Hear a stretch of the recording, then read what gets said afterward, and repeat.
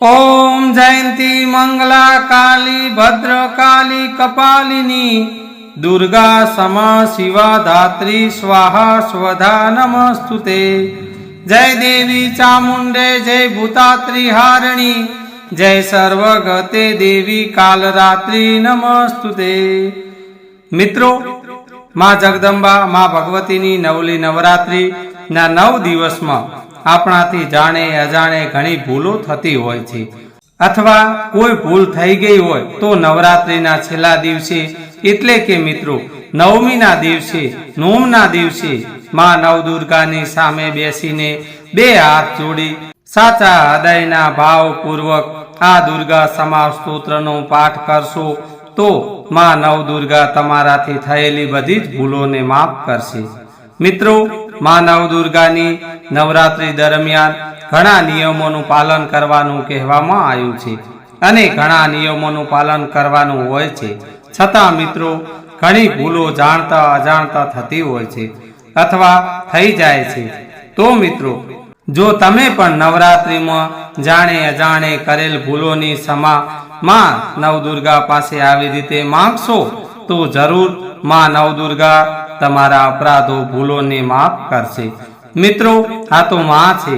માં એમના બાળકોની હંમેશા રક્ષા કરે છે અને એમનાથી થતી ભૂલોને માફ કરે છે। તો મિત્રો, આજના વિડીયોના માધ્યમથી સાંભળીશું દુર્ગા સમા સ્તોત્રનો પાઠ। તો મિત્રો, આપ સૌ મિત્રોને મારી નમ્ર વિનંતી છે કે આજનો વિડીયો અંત સુધી નિહાળજો અને મિત્રો જો વિડીયો આપને પસંદ આવે તો વિડીયોને લાઈક કરજો અને આગળ શેર કરજો, જેથી કરીને આ વિડીયોનો વધુમાં વધુ માઈ ભક્તો લાભ લઈ શકે। તો મિત્રો, હવે સાંભળીએ દુર્ગા સમા સ્તોત્ર પાઠ। તો મિત્રો, આવી રીતે તમે પણ તમારા ઘરમાં મંદિર હોય ત્યાં ધૂપ દીપ પ્રગટાવી આસન પર બેસી સાચા હૃદયના ભાવથી ક્ષમા માંગજો। તો મિત્રો, કોમેન્ટ બોક્સમાં જય નવદુર્ગામાં લખવાનું ભૂલતા નહીં। હે પરમેશ્વરી, મારા વડે રાત દિવસ હજારો અપરાધો થતા રહે છે। આ મારો દાસ છે, આમ સમજીને તમે મારા તે અપરાધો કૃપા કરીને ક્ષમા કરો। હે પરમેશ્વરી, હું આહવાન કરવાનું જાણતો નથી, વિસર્જન કરવાનું જાણતો નથી અને પૂજા કરવાનું પણ જાણતો નથી, ક્ષમા કરો। હે દેવી, મેં મંત્રહીન ક્રિયાહીન અને ભક્તિહીન જે પૂજા કરી છે તે સર્વ હે સુરેશ્વરી તમારી કૃપાથી પૂર્ણ થાવ। સેંકડો અપરાધો કરીને પણ જે મનુષ્ય તમારા શરણે આવીને હે જગદંબા કહીને તમને પુકારે છે તેને તે ગતિ પ્રાપ્ત થાય છે કે જે બ્રહ્મા વગેરે દેવતાઓને પણ સુલભ નથી। હે જગદંબિકા, હું અપરાધી છું, પરંતુ તમારા શરણે આવેલો છું। અત્યારે અનુકંપાને પાત્ર દયનીય છું, તમે જેમ ઈચ્છો તેમ કરો।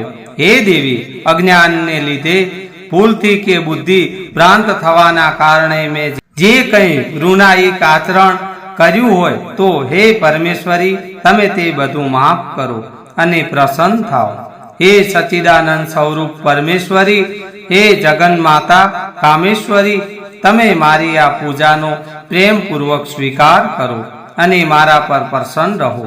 હે દેવી, હે સુરેશ્વરી, તમે ગોપનીયમાં પણ ગોપનીય વસ્તુનું રક્ષણ કરનારા છો।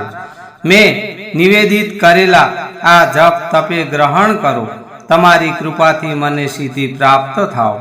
ઇતિ શ્રી દેવી અપરાધ સમાપન સ્તોત્રમ। હે માં, હું નથી મંત્ર જાણતો, નથી યંત્ર જાણતો, અરે મને સ્તુતિનું પણ જ્ઞાન નથી, નથી આવાહનની જાણકારી, નથી ધ્યાનની પણ, સ્તોત્ર અને કથાની પણ જાણકારી નથી, નથી તો હું તમારી મુદ્રાઓ જાણતો અને નથી તો મને વ્યાકુળ થઈ વિલાપ કરતા આવડતું। પણ હા, એક વાત જાણું છું, કેવળ તમારું અનુસરણ, તમારી પાછળ ચાલવાનું કે જે બધા કલેશોને મસ્તક દુઃખો અને વિપત્તિઓને હરી લેનારું છે, સૌનો ઉદ્ધાર કરનાર છે। કલ્યાણમય માતા, હું પૂજાની વિધિ જાણતો નથી, મારી પાસે ધનનો પણ અભાવ છે, હું સ્વભાવે પણ આળસુ છું તથા મારા થકી પૂજાનું બરાબર સંપાદન થઈ પણ શકતું નથી। આ બધા કારણોથી તમારા ચરણોની સેવા કરવામાં જે ત્રુટિ રહેવા પામી છે તેને ક્ષમા કરજો, કારણ કે પુત્ર કપુત્ર થઈ શકે પણ માતા ક્યારેય કુમાતા થતી નથી. હે માં, આ પૃથ્વી પર તમારે સીધા સાદા પુત્ર તો ઘણા બધા છે, પરંતુ તે બધામાં હું તમારો અત્યંત ચપળ બાળક છું. મારો જેવો ચંચળ કોઈ વિરલ જ હશે. હે કલ્યાણી, મારો જે આ ત્યાગ થયો છે એ તમારે માટે કદાપિત ઉચિત નથી, કારણ કે પુત્ર કપુત્ર થઈ શકે પણ માતા ક્યારેય કુમાતા થતી નથી. હે જગદંબા, હે માં, મેં તમારા ચરણોની સેવા ક્યારેય કરી નથી, ન તમને આકર્ષિત ધન પણ સમર્પિત કર્યું નથી. તો પણ મારા જેવા અધમ પર તમે જે સ્નેહ કરો છો તેનું કારણ એ જ છે કે પુત્ર કપુત્ર થઈ શકે પણ માતા ક્યારેય કુમાતા નથી. ગણેશજીને જન્મ આપનારા હે માં પાર્વતી, અનેક પ્રકારની સેવાઓમાં વ્યગ્ર રહેવું પડતું હતું. તેથી 85 વર્ષ કરતાંય વધુ અવસ્થા વીતી જવાથી મેં દેવતાઓને છોડી દીધા છે. હવે તેમની સેવા પૂજા મારાથી થઈ શકતી નથી. તેથી તેમની પાસેથી કશી જ સહાય મળવાની આશા નથી. આવી વેળાએ જો તમારી કૃપા નહીં થાય તો આધાર વિહોણો થયેલો હું કોના શરણે જઈશ? હે માતા અપર્ણા, તમારા મંત્રનો એક અક્ષર પણ જો કાને પડી જાય તો તેનું ફળ એવું મળે છે કે મૂર્ખ ચંડાળ મધુપાક જેવી મધુર વાણી ઉચ્ચારનારો ઉત્તમ વક્તા થઈ જાય છે. રંક મનુષ્ય પણ કરોડો સુવર્ણ મુદ્રાઓથી સંપન્ન થઈને દીર્ઘકાળ સુધી નિર્ભયપણે વિહરતો રહે છે. જો મંત્રના એક અક્ષરના શ્રવણ માત્રનું આવું ફળ મળે છે તો જે લોકો વિધિપૂર્વક જપ કરવામાં રત રહે છે તેમને જપથી મળનાર ઉત્તમ ફળ કેવું હોય એને કયો મનુષ્ય જાણી શકે?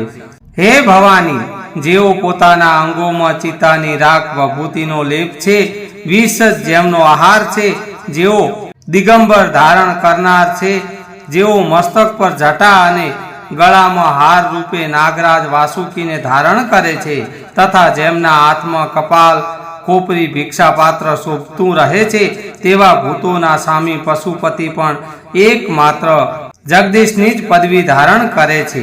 આનું શું કારણ? આટલું મહત્વ તેમને કેમ મળ્યું? એ કેવળ તમારા પાણી ગ્રહણની પરિપાટીનું ફળ છે. તમારી સાથે લગ્ન થવાથી જ તેમનું મહત્વ વધી ગયું.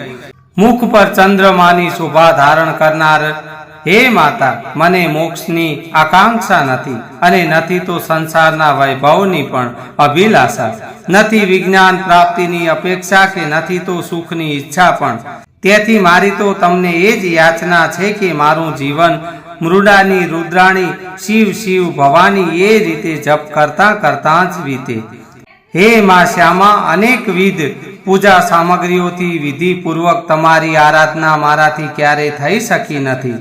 હંમેશા કઠોર ભાવનું ચિંતન કરતી મારી વાણીએ કયો અપરાધ નથી કર્યો, અને તેમ છતાં તમે સંયમ મુજ અનાથ પર પ્રત્યક્ષ પર્વક જે કંઈ કૃપા દ્રષ્ટિ રાખો છો તે હે મા તમને જ ઉચિત છે. તમારા જેવી દયામય માતા જ મારા જેવા કુપુત્રને આશ્રય આપી શકે. હે મા દુર્ગા, હે કરુષ્મા સિંધુ મહેશ્વરી, હું વિપત્તિઓમાં ફસાયેલો આજે તમારું જે સ્મરણ કરું છું તેને મારી સત્તા લુચાઈઓ માનશો નહીં, કારણ કે ભૂખ તરસથી પીડાતું બાળક માતાને જ યાદ કરે છે.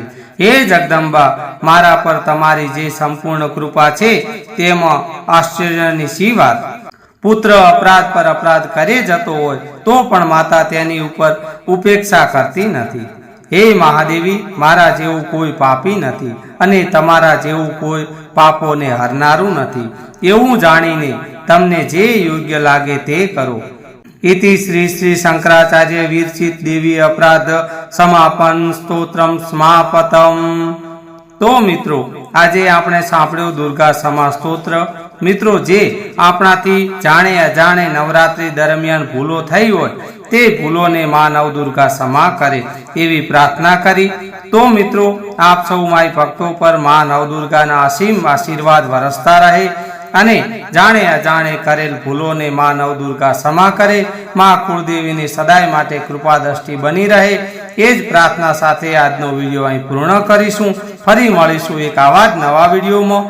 तो बोलिए श्री नवदुर्गा मात की जय, कुलदेवी मात की जय, रामदेव पीर महाराज की जय। हर हर हर महादेव हर।